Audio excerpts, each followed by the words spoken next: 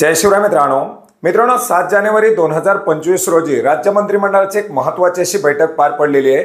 परंतु शेतकऱ्यांना सर्वसामान्यांना ज्या निर्णयाची प्रतीक्षा आहे, ज्या घोषणेची प्रतीक्षा आहे, त्या घोषणेविनाच त्या घोषणेच्या प्रतीक्षेसहच ही बैठक आज पार पडलेली आहे। मित्रांनो, राज्यामध्ये पीक विम्याचा विषय खूप गंभीर आहे। शेतकऱ्यांच्या माध्यमातून पीक कर्जमाफीची मोठ्या प्रमाणात मागणी केली जाते, परंतु असे विषय बाजूला ठेवून शासनाच्या माध्यमातून दुसरे काहीतरी निर्णय घेऊन या मंत्रिमंडळाच्या बैठका घेतल्या जात आहेत आणि पदरी शेतकऱ्यांचे असेल, सर्वसामान्यांचे असेल, फक्त आणि फक्त घोर निराशा पडत आहे।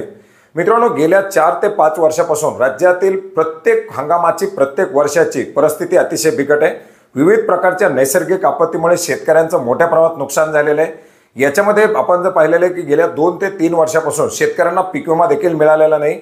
2023चा पीक विमा वाटप करत असताना बऱ्याच साऱ्या कंपन्यांच्या माध्यमातून शासनाच्या अनुदानाकडे बोट दाखवलं जात आहे। बुलढाण्याचा प्रश्न आपण पाहिलेला पीक विम्याचा अद्यापही प्रतीक्षेत आहे।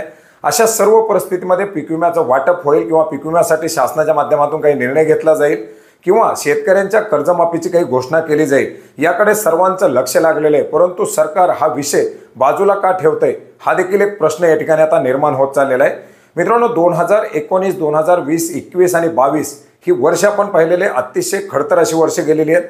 2023 मध्ये गंभीर दुष्काळ पडला आणि 2024 मध्ये सुद्धा मोठ्या प्रमाणात शेतकऱ्यांचं अतिवृष्टीमुळे नुकसान झालं। बाजूला असलेलं तेलंगणासारखं राज्य शेतकऱ्यांना कर्जमाफी देत आहे। रैतू भरोसाच्या माध्यमातून शेतकऱ्यांना वार्षिक 12,000 रुपये देण्यासाठी मंजुरी देत आहे। परंतु हे सर्व निर्णय बाजूला होत असताना सुद्धा राज्य सरकार मात्र शेतकऱ्यांकडे कानाडोळा करत आहे। अशा प्रकारची परिस्थिती आता निर्माण झालेली आहे। मित्रांनो, गेल्या 5 वर्षाची परिस्थिती जर आपण पाहिली तर शेतकऱ्यांना कर्जमाफी देणं हे अतिशय गरजेचं आहे।